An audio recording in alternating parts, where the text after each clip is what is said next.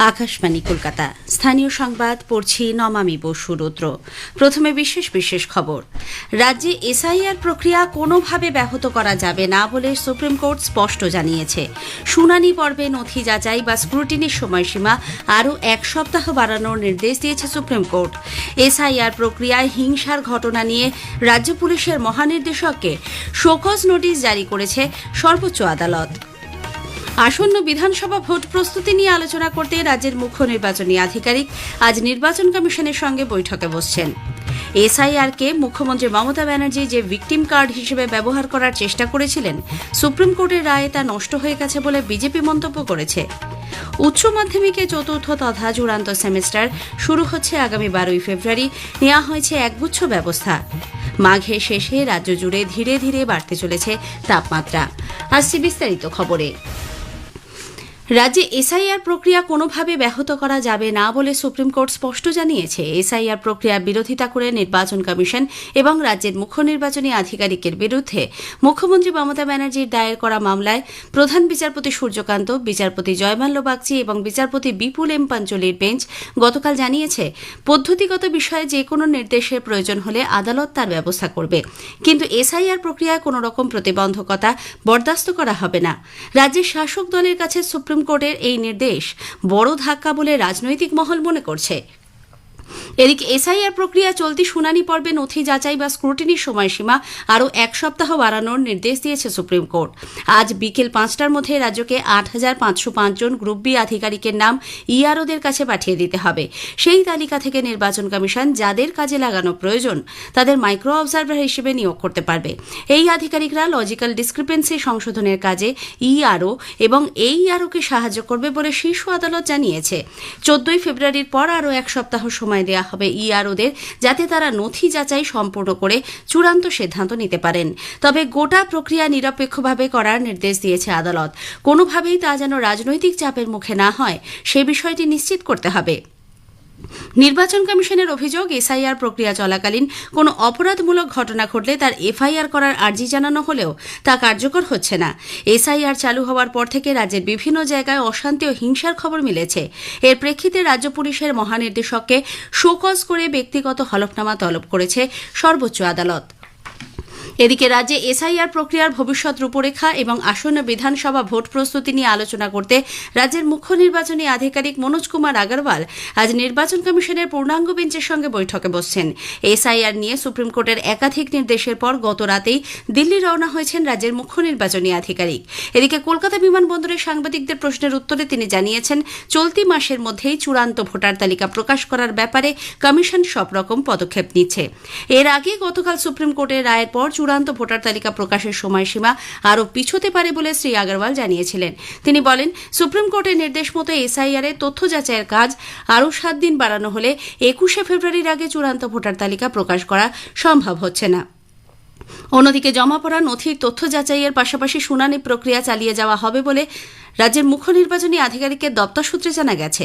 উল্লেখ্য, বিশেষ নিবিড় সংশোধনী প্রক্রিয়ায় এখনও পর্যন্ত 1,39,00,000 ভোটারের শুনানি সম্পন্ন হয়েছে। নথি আপলোডের সংখ্যা দাঁড়িয়েছে 1,06,00,000। বাকি কাজ দ্রুত শেষ করার চেষ্টা চলছে বলে তিনি জানান। এসআইআরকে মুখ্যমন্ত্রী মমতা ব্যানার্জি যে ভিকটিম কার্ড হিসেবে ব্যবহার করার চেষ্টা চালিয়েছিলেন, সুপ্রিম কোর্টের রায়ে তা নষ্ট হয়ে গেছে বলে বিজেপি সাংসদ দলের মুখপাত্র ডক্টর সম্বিত পাত্র মন্তব্য করেছেন। जो विक्टिम कार्ड उठा करके ममता बनर्जी चल रही थी, वो विक्टिम कार्ड आज उनके हाथ से गिर गया है, and through which she was trying to intimidate the election officers, through which she was trying to mislead the people of Bengal and India.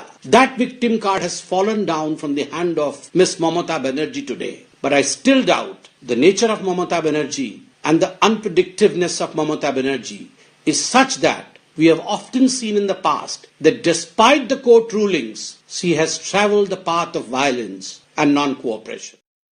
অন্যদিকে রাজ্য বিজেপির মুখপাত্র দেবজিৎ সরকার বলেছেন, দল নো এসআইআর নো ভোটের পক্ষে। ডিজিপিকে শোকজ করার সিদ্ধান্তকেও স্বাগত জানান তিনি। সাধারণ মানুষ হিন্দু মুসলমান নির্বিশেষে যারা 1947 সাল থেকে বংশ পরম্পরায় এই রাজ্যের যারা নাগরিক এবং পূর্ববঙ্গ বাংলাদেশ থেকে যেসব হিন্দুরা ধর্মীয় নিপীড়নের কারণে পালিয়ে আসতে বাধ্য হচ্ছেন ভারতে, তাদেরকেও এই নির্বাচকদের তালিকায় রাখতে হবে। বাকি কোন রকম মুসলমান বাংলাদেশি অনুপ্রবেশকারী বা রোহিঙ্গা মুসলমানদের রাখা যাবে না। রাজ্যের ডিজিপি কে শোকজ করেছেন, কেন এসআইআর চলাকালীন কমিশনের অফিসারদের রাজ্য পুলিশ যথাযথ নিরাপত্তা দিতে পারছেন না, তার জন্য হলফনামা দিতে হবে। আমরা এই রায়কেও স্বাগত জানাচ্ছি। পিলারে ফাটল দেখা দেওয়ায় গত বছরের জুলাই মাস থেকে বন্ধ থাকা মেট্রো রেলের ব্লু লাইন করিডোরে কবি সুভাষ স্টেশন চলতি বছরে পুজোর সময় খুলে দেওয়ার লক্ষ্যমাত্রা নেওয়া হয়েছে বলে মেট্রো রেল সূত্রে জানা গেছে। রেলমন্ত্রী অশ্বিনী বৈষ্ণব রাজ্যসভায় জানিয়েছেন, স্টেশনের পরিকাঠামো সংস্কারের কাজ দ্রুত গতিতে চলছে। যাত্রীদের অসুবিধার কথা মেনে নিয়ে তিনি কলকাতা মেট্রো কর্তৃপক্ষকে আরও সক্রিয় হওয়ার নির্দেশ দিয়েছেন। আজকের প্রসঙ্গ অনুষ্ঠানে এবারের বিষয় প্রগতি। আজ শুনবেন বিশেষ আলোচনা, সুস্থ ভারত গড়ে তুলতে হর ঘর জল কর্মসূচি। ইন্ডিয়ান ইনস্টিটিউট অফ ম্যানেজমেন্ট কলকাতার অবসরপ্রাপ্ত অধ্যাপক প্রফেসর সুজয় বসুর সঙ্গে কথা বলেছেন কাশফিন নাহার। আকাশবাণী সংবাদ বিভাগ প্রযোজিত অনুষ্ঠানটি শুনবেন আজ রাত 8টায় গীতাঞ্জলি, ডিটিএইচ বাংলা এবং আকাশবাণী সংবাদ কলকাতা সোশ্যাল মিডিয়া প্ল্যাটফর্মে। স্থানীয় সংবাদ শুনছেন আকাশবাণী কলকাতা কেন্দ্র থেকে। উচ্চ মাধ্যমিকে চতুর্থ তথা চূড়ান্ত সেমিস্টার শুরু হতে চলেছে আগামী বৃহস্পতিবার 12 ফেব্রুয়ারি। চতুর্থ সেমিস্টার ছাড়াও তৃতীয় সেমিস্টার, সাপ্লিমেন্টারি এবং পুরনো পদ্ধতিতে উচ্চ মাধ্যমিক শুরু হবে ওই দিন থেকেই। মোট পরীক্ষার্থীর সংখ্যা 7 লক্ষের বেশি। চতুর্থ সেমিস্টারের পরীক্ষা শুরু হবে সকাল 10টায়, চলবে বেলা 12টা পর্যন্ত। বৃত্তিমূলক বিষয়ে পরীক্ষা চলবে সকাল 10টা থেকে 11:15 পর্যন্ত।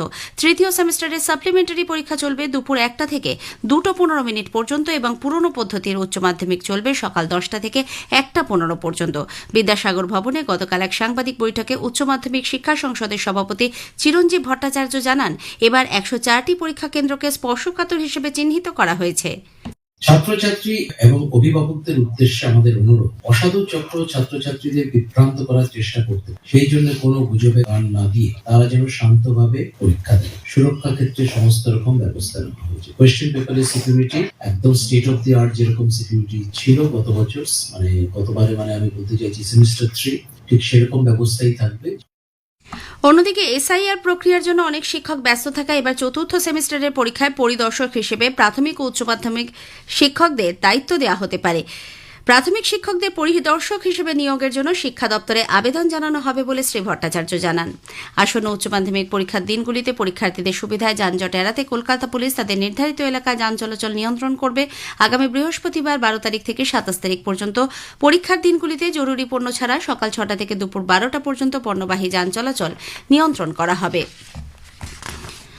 মাদক আইনের অধীনে পুলিশ গতকাল মুর্শিদাবাদের লালগোলায় তৃণমূল কংগ্রেসের বহিষ্কৃত বিধায়ক জনতা উন্নয়ন পার্টির চেয়ারম্যান হুমায়ুন কবিরের জামাই ও আত্মীয়ের বিপুল টাকা সম্পত্তি বাজেয়াপ্ত করেছে।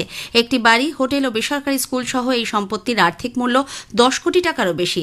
জানা গেছে, হুমায়ুন কবিরের মেয়ের শ্বশুর সারিফুল ইসলামের নামে লালগোলা থানায় মাদক আইনে একাধিক মামলা দায়ের হয়।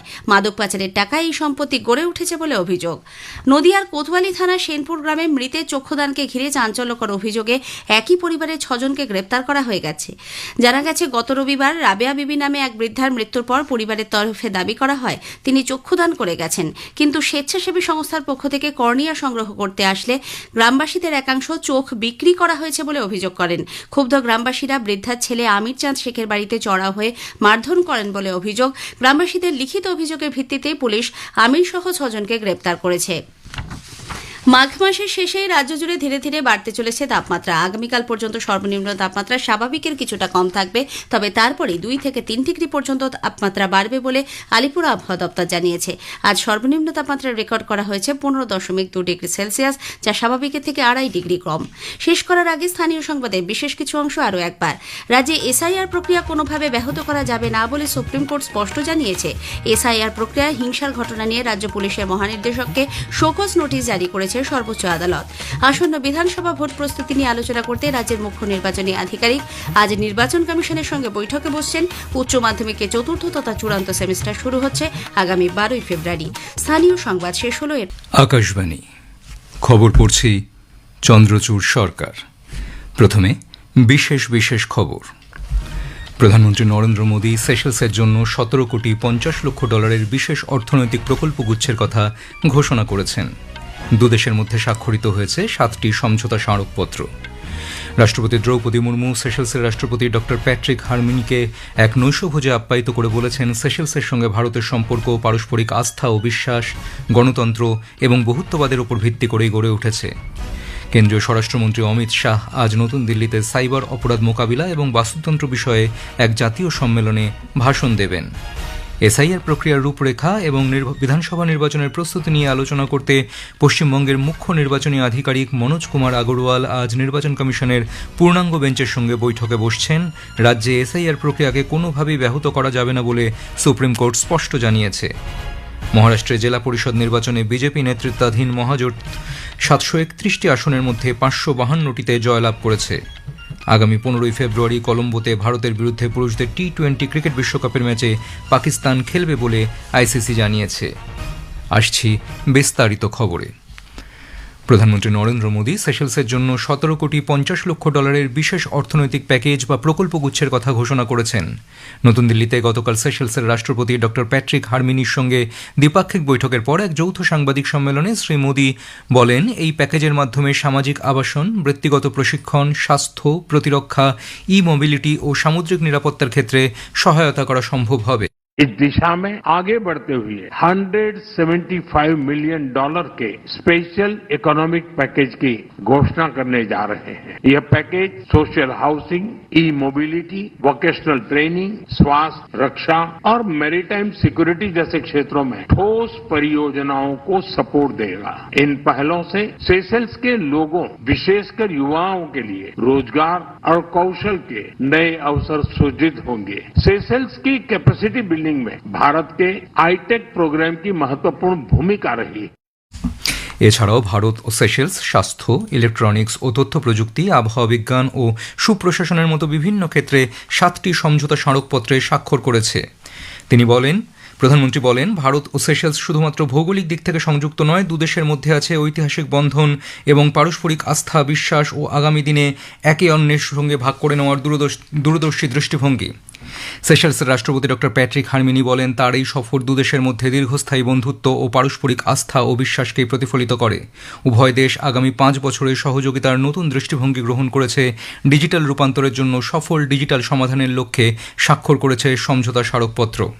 The business and private sector dimension of the relationship was also examined, with a focus on trade, investment, and opportunities for greater collaboration between enterprises in both countries. Strengthening these linkages is essential to translating bilateral goodwill into sustained economic activity. Health cooperation represents a long-standing and increasingly strategic pillar of Seychelles-Indian relations and was a key focus of the visit. রাষ্ট্রপতি দ্রৌপদী মুর্মু গতরাতে সেশেলসের রাষ্ট্রপতিকে এক নৈশভোজে আপ্যায়িত করেন। তাঁকে স্বাগত জানিয়ে রাষ্ট্রপতি বলেন, সেশেলসের সঙ্গে ভারতের সম্পর্ক পারস্পরিক আস্থা ও বিশ্বাস, গণতন্ত্র এবং বহুত্ববাদের উপর ভিত্তি করেই গড়ে উঠেছে। ভারতীয় মহাসাগরের ঢেউ এবং গভীর সাংস্কৃতিক বন্ধন দুদেশের জনগণকে এক সূত্রে আবদ্ধ করেছে। ভারতের ভিশন মহাসাগরে সেশেলস যে গুরুত্বপূর্ণ ভূমিকা পালন করছে সে কথা উল্লেখ করে রাষ্ট্রপতি বলেন, সুস্থায়ী উন্নয়নের জন্য দক্ষতা বৃদ্ধি, বাণিজ্যিক উন্নয়ন এবং আগামী প্রজন্মের জন্য পারস্পরিক নিরাপত্তা স্তম্ভের উপর ভিত্তি করে দুদেশের মধ্যে সহযোগিতা আরও সম্প্রসারিত হয়েছে। দ্বিপাক্ষিক সহযোগিতা সম্প্রসারণে দুদেশের সামনে যে বিপুল সুযোগের সম্ভাবনা রয়েছে, উভয় নেতা সেই ব্যাপারে সহমত হন। এর আগে উপরাষ্ট্রপতি সিপি রাধাকৃষ্ণন গতকাল বিকেলে নতুন দিল্লিতে সেশেলসের রাষ্ট্রপতি ডক্টর প্যাট্রিক হারমিনির সঙ্গে সাক্ষাৎ করেন। পরে সামাজিক মাধ্যমে এক বার্তায় উপরাষ্ট্রপতি বলেন, দুপক্ষই সামুদ্রিক নিরাপত্তা, পুনর্নবীকরণযোগ্য শক্তি, চিকিৎসা, উচ্চশিক্ষা, ডিজিটাইজেশন ও আতিথেয়তার মতো বিভিন্ন ক্ষেত্রে সহযোগিতা আরও জোরদার করার বিষয়ে সম্মত হয়েছে।